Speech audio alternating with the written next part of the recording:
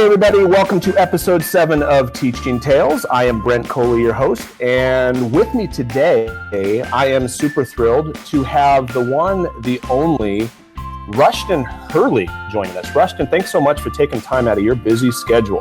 I am proud to be the one and only, and I understand that that's a function of my unusual name, but I'm good.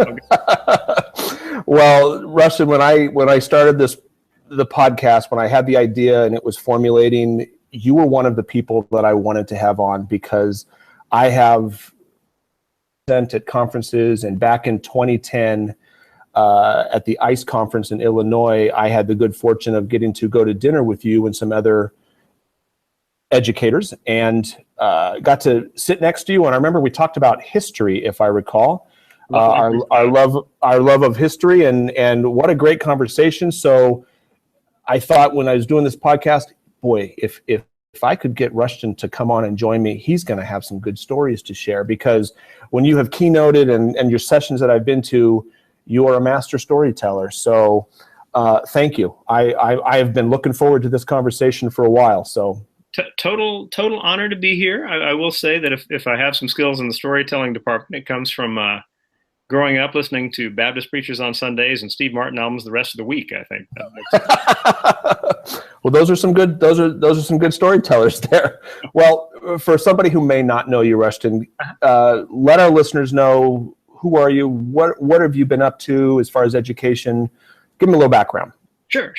So I was a high school teacher of Japanese language, left to become a principal of a K-12 school in Texas, and then an online high school, and then started a little shindig called Next Vista for Learning, and nextvista.org, which is designed to kind of highlight creative approaches to teaching and learning.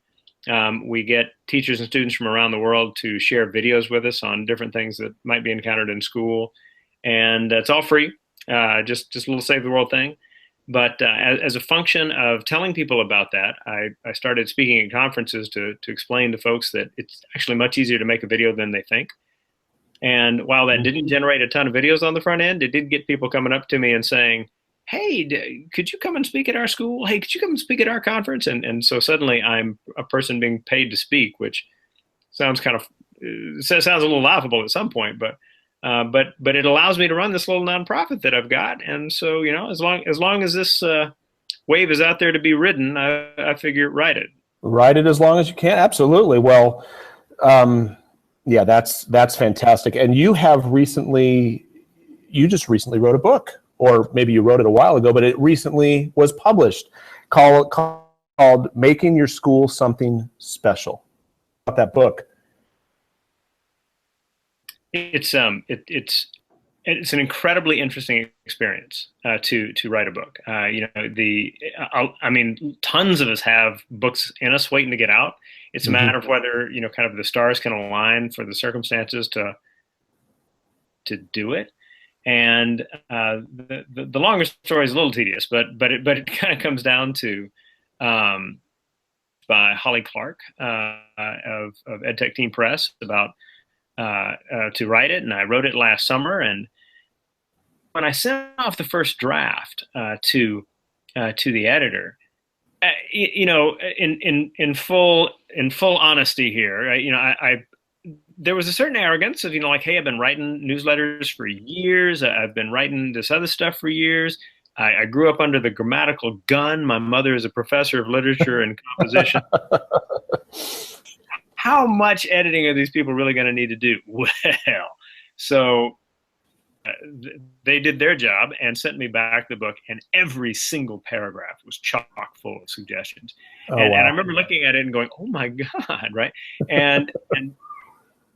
But I was like, "No, that's not my voice, or not what I meant." For every one time like that, there was 20 times where I was like, "That's a good suggestion. that makes sense." And it turns out that these people who edit books, they are professionals who know what they're doing. Yeah. So, they would look at my 3 convoluted sentences and say, did you mean this? And I'd well, yeah, I did. Okay, let's write it that way. Okay, So I think it's a book that has a lot of potential to help a lot of teachers and schools on kind of 3 main things, which is How do you make, what really counts for powerfully memorable learning experiences? How do you take learning experiences kind of up the chain so that they're in that space that, great things happen? And then how do you foster and share successes at a school, and how do you build upon those to make great things happen at the school? And then the third thing is, how do you build confidence? How do you build the confidence of individual students and individual teachers, people who can go and to do things that they may not have thought they could? And so, taken together, the idea is that all of this can make for an environment where you build certain kinds of discussion patterns, and you can end up saying, here are the things that we say when we're describing our school. Here are the kinds of things that we can point to, and we've learned to point to them because we've talked about those things as things that we can improve, not simply that are there and are good, but that we can take them and we can do cool things with them. And once people overcome, get over a certain kind of, to talk about either things that don't go well or that do, and teachers tend to be reluctant about both, honestly. Mm-hmm. You can end up in a space that is much more personally and professionally rewarding into being, the kind of environment where people are creating much better stuff for student learning. So that's my quick framework, I guess, or not that quick, but a quick framework for the book, and hopefully it captures the ideas. Well, it is. I started reading about a week ago, and I am halfway through, and I can tell listeners I am excited to read the next half. I mean, you touched on a couple of things that already have struck me. Just the title, and one of the earlier things in the book is what makes your school special. And as the principal of a school now, it's required me to reflect and kind of get that elevator talk ready. That okay, I've got 30 seconds to tell somebody in an elevator. And if he were to ask me, or she were to ask me, why is your school special? Why is Alta Murrieta Elementary special? Because I know it's special, but how am I going to articulate that to somebody else? And just those success surveys that you talked about, I was just reading that part last night, giving staff and teachers, everyone, the opportunity to share what is going on, the positive things that are going on that perhaps a kindergarten teacher may not be aware of if it's happening on the other end of campus in a fifth grade classroom. So that's something I emailed myself as I was reading it last night on my Kindle, make sure to make this Google form to do this. So yeah, I would encourage anyone who's listening, go check out this book, because like I said, I'm halfway through it, and it is good stuff. And my daughter, Rushton, on a personal note, my daughter is a writer. She's a sophomore in high school, and she loves to write.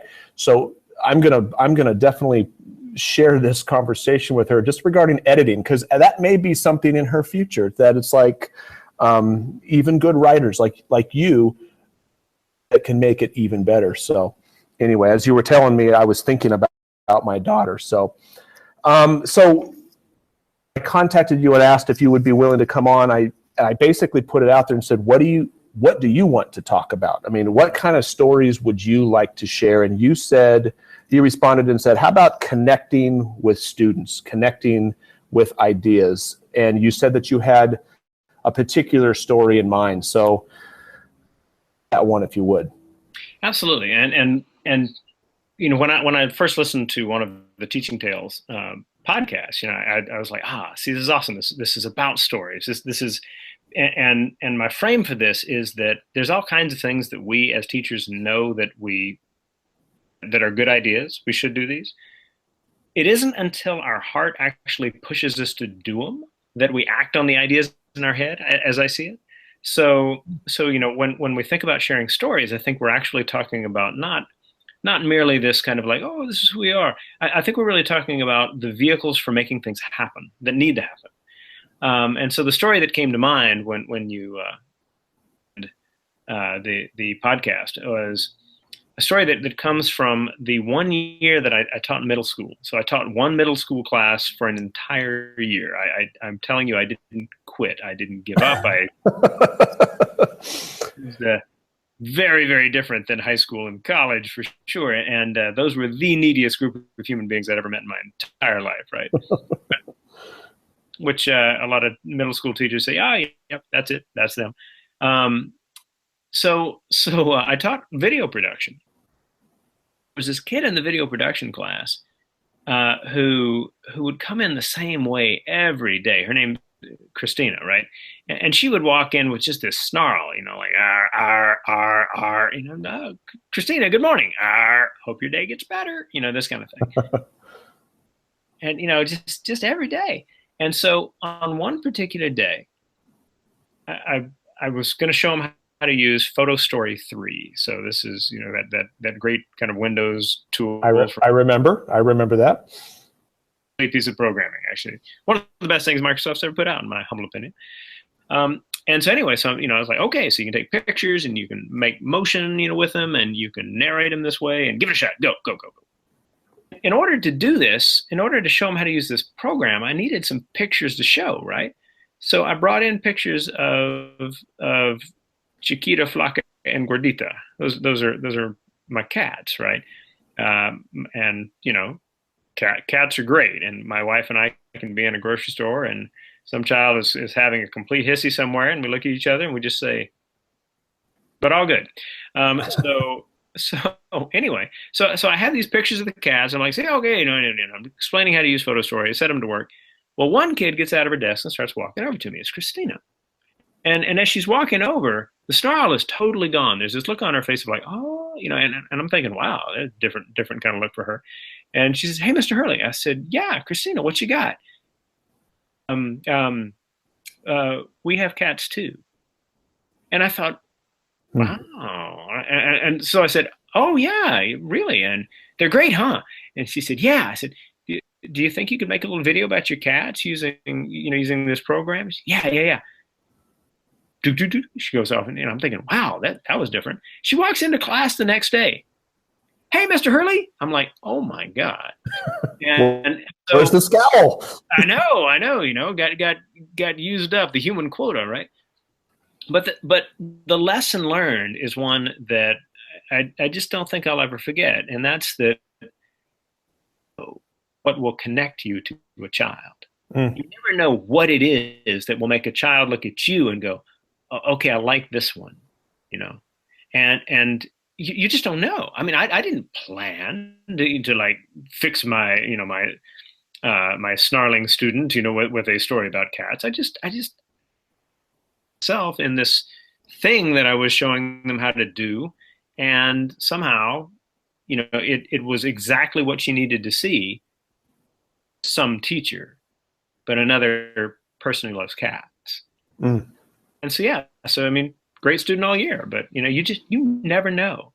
And so when we think about connections, be in that space of, I'm not simply responsible for getting content in front of people, right? I'm there to make sure that the content inspires them to see the world in new ways. And there's no formula for how to do that. There's all kinds of possibilities for what we might try in the classroom. But what we want is for the activities and experiences that we craft for the students to be those that look, maybe in some small way, maybe in just how they see you, right? Or maybe in how they see themselves and the future direction that they follow from there. You never know. Yeah. Well, yeah. As you were, well, gosh, what a great story. They're not going to remember. I mean, if you think about all the things that you taught your students that year in middle school or the other ones, are they going to remember everything in terms of the content? But if you talk to Christina today, she'd probably almost assuredly remember making us video about her cats, and that there was a connection with you that, oh, we have something in common. He's not just my teacher. We're both cat lovers. Yep. That simple question of what would one remember is one that can frame how we think about what we do as teachers. And we're still in that space if you don't always know, right? I mean, about 10 years ago or so, I was at an event for people who run innovative little nonprofits and people who support people who run innovative little nonprofits. And so I'm there and I'm talking to some folks, and this guy comes up to me, Mr. Hurley, and I Fortunately, he was wearing a name tag that was useful. And, looked at it and I'm like, hey, Sherman, how are you? As a student in the 90s. Great young man, right? Now, the thing about Sherman to know is that he was one of the first employees of LinkedIn. And Wow. and he has already retired. So there you go, right? But anyway, the point being, so he saw me, so we get to talking. He's talking about taking Japanese from me when he was a high schooler, in East Side San Jose when I loved that. And he said, hey, Mr. Arnold, you remember those videos we made in Japanese? I said, yeah. Favorite part of high school. And that surprised me. All right. I knew the students enjoyed the video projects. There's a number of things about them that were really powerful. We would watch. So the audience changed from just me to everybody, which changes their thoughts about quality in powerful ways.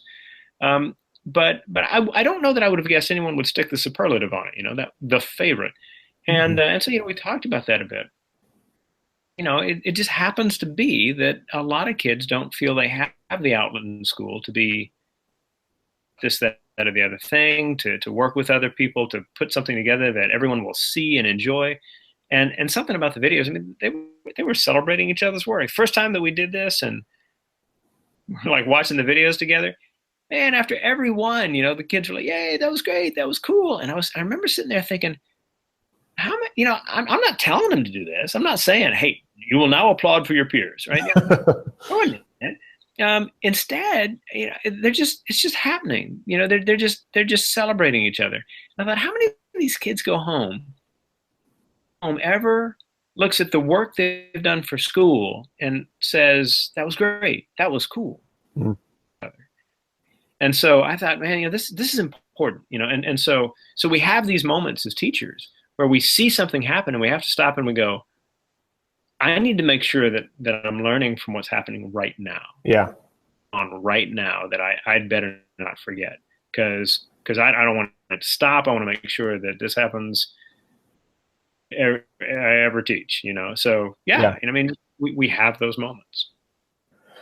No, that's just going back, it's not about content. It is about content. Obviously, we're tasked to teach content regardless of whatever grade level it is. But I just go back. That's not what they're going to remember. And as a principal now, it's so much about that connecting with kids. Every morning out in the kids are being dropped off, mm-hmm. opening the car doors as they're coming in and greeting them with a high five or, hey, good morning, happy Friday, all those types of connections. One of the things that I have found as a teacher, but now especially as an administrator, is the power of connecting by speaking somebody's name. I don't know if you've ever had that. When somebody speaks my name, it's powerful. When you hear your name, whether it's at a conference or something like that, when someone says, hey, Brent, it's like, whoa, he knows who I am, or she remembers me, or something like that. A couple quick mini stories that relate to each other. A few years ago, I was coming out of a parking lot. I'd gone to Sam's Club, and I'm sitting in my car at a red light, just looking forward, waiting for the light to turn, and out of my peripheral vision to my left, I see movement, and I look, and to the car to my left is one of my former students, and she's in the back seat of the car, and the window is like halfway down, and she's got the biggest smile on her face, and she's going, Mr. Coley, Mr. Coley. She's waving, and I turn the radio off, and I roll my window down, and I said, hey, Chelsea, how you doing? And the smile vanished from her face. Said, I'm Amber. And it was like, oh no! And as Murphy's Law would have it, she was in a turn lane, I was in a straight lane, so her light turns green, so she starts pulling away, and her head is thrown back in laughter, and I'm going, no, no, no, no, no, as she's just kind of driving away with a look of, oh my gosh, he didn't remember me. He said my name wrong. The crazy thing is, I totally knew it was Amber. And I remembered her parents' names. Somehow Chelsea just came out. It was like, oh my gosh. But then yeah. I was just going to say, like we're caught off guard. One of those decontextualized moments where it's just like you're trying to put a bunch of information together quickly, and and you have to be kind of in that space where you remember to say, "Wow, man, it's cool to see you." Yeah, where you been? It was one of those where because I remembered so much, parents' names, the best friend's name came out, but then fast forward. A couple years later, I was an assistant principal at a middle school, and one of my responsibilities each day, I was at the front gate. We're coming through the gate. I would be greeting kids. I would also be checking for dress code and things like that. And I would be greeting kids like, "Hey guys, how you doing today? Happy Wednesday morning." And one group of kids came through, and I remember I said like, "Hey, morning ladies, morning gentlemen. Hey, Christian, good morning, bud. Have a great day." And as Christian walked by me, he mumbled something. And as an assistant principal at a middle school, as you taught that year at a middle school, when kids mumble things, you tend to get a little suspicious as to what they're mumbling. And I just said, "Hey," and it wasn't like him to say anything bad. So I just said, "Hey, Christian, what was that?" And he stopped. He looked me right in the eye and he said, "I'm special." And but kind of like, what prompted you to say that? And he said, "Because you said, 'Good morning, ladies. Good morning, gentlemen. Good morning, Christian.' Wow. I'm special." And that has so stuck in my mind, especially in my role now, to whenever I can. Now, I've got 860 kids at my school, and some of them are coming and going, and it's hard to remember everyone's name, but whenever I can, to speak that child's name, that student's name. And I'll have little kindergartners and first graders that I'll say like, "Hey, good morning, Samantha." And she'll say to her friend, "He knows me. He said my name." I mean, there is something about hearing your name. So it's like, I don't know. I mean, if you've ever had any experiences like that or at conferences, I mean, just hearing your name, Rushton, is. Absolutely. Yeah. For one, I should say this, right?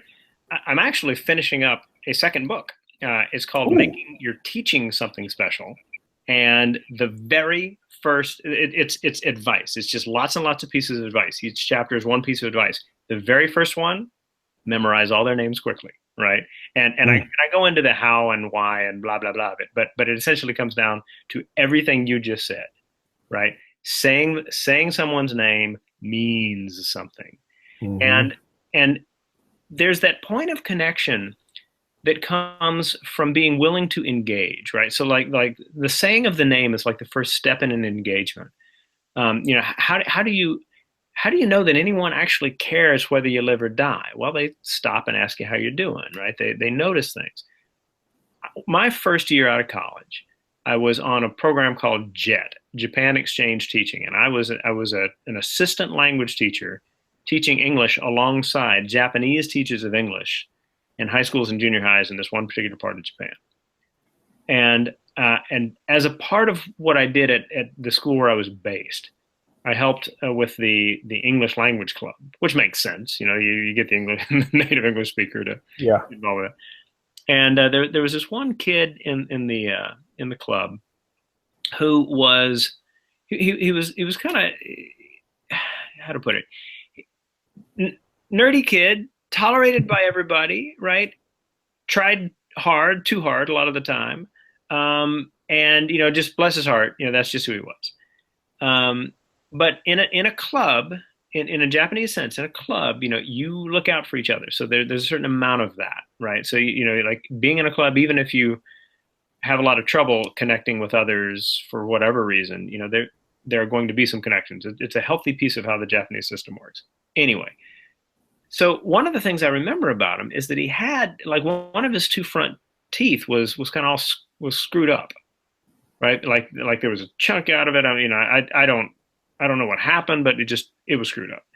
And then about 2/3 of the way through the school year, I see him after I'd been gone, visiting some other schools, several days, and I see him on campus, and I said, "Hey, man, how you doing?" "Oh, I'm doing well." I was like, "Hey, your tooth, man. Like, did you get that fixed? That's pretty cool." And he stopped, and there was this pause, and he said, it was fixed 2 weeks ago, and you're the first one to say anything." Oh, wow. It just,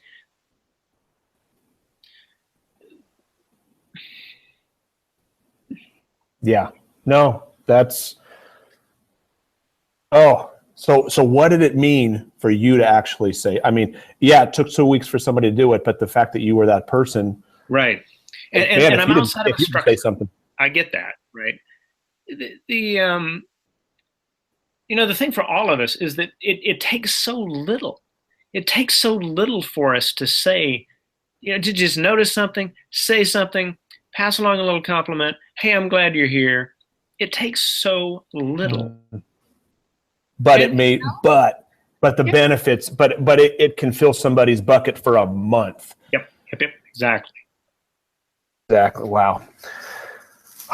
Well, Rushton, thank you so much. Boy, I can't wait to get this one online and have people listen to this conversation, because you have got this was a great talk. Hey, will you do me a favor? Of course. Say something in Japanese. I can certainly do so. Like, "Nihongo hanasemasu ka? Hanasenai desho," which is, "Do you speak Japanese? I'm guessing you don't," given the look on your face, right? This kind of. But I mean, that part of the fun of something like Japanese is that everybody's impressed. They don't know that it's actually not that difficult a language. They just believe it is, and don't go telling people, because they won't be impressed when they know that I speak. But still, we used to have at the school where I taught in the 90s, the Japanese language cheering section for the homecoming game, and we'd have these banners that read things like, "You can't read this," right? That would be the banner. And we had so much fun with it, but it comes back again, right? What are the experiences that our students have? Right? How do we craft experiences for them? How do they remember what they do? When we talk about something like connections and content, they don't have to be that separate, right? "Hey, what's the coolest thing you've learned in the last week? Hey, good to see you, man. I loved what you were saying yesterday." And the kids are like, "What did I say yesterday?" Right? Yeah. All of those moments. So yeah. I love that you're making stories a vehicle for people to really begin sharing ideas for great schools. Oh, thank you. I'm like you, in church and hearing every time pastor says, "Let me tell you a story," I lean forward. We remember stories. So hopefully people are getting something out of the podcast. So Rushton, thank you again. Totally appreciate the time. The name of your book, Making Your School Something Special, correct? Yeah, that's it. All right. So listeners, go ahead and pick that one up. And thank you for listening, everybody. Totally appreciate it. Remember, you can find us at my website, brentcoley.com, on the podcast page, or you can subscribe in iTunes or Google Play. If you like what you hear, give us a review. We would appreciate it. I want to thank everyone who has given us some great feedback. Some of my teachers, Donnie, Natalie, Lori, thank you so much for listening and for the kind words. In a future episode, let me know, because you know where I work, you know where my office is. So, all right, everyone, thanks again for listening. Rushton, thank you once again for taking time out of your busy schedule. And we will see everyone, or not see you, we will listen to you next time.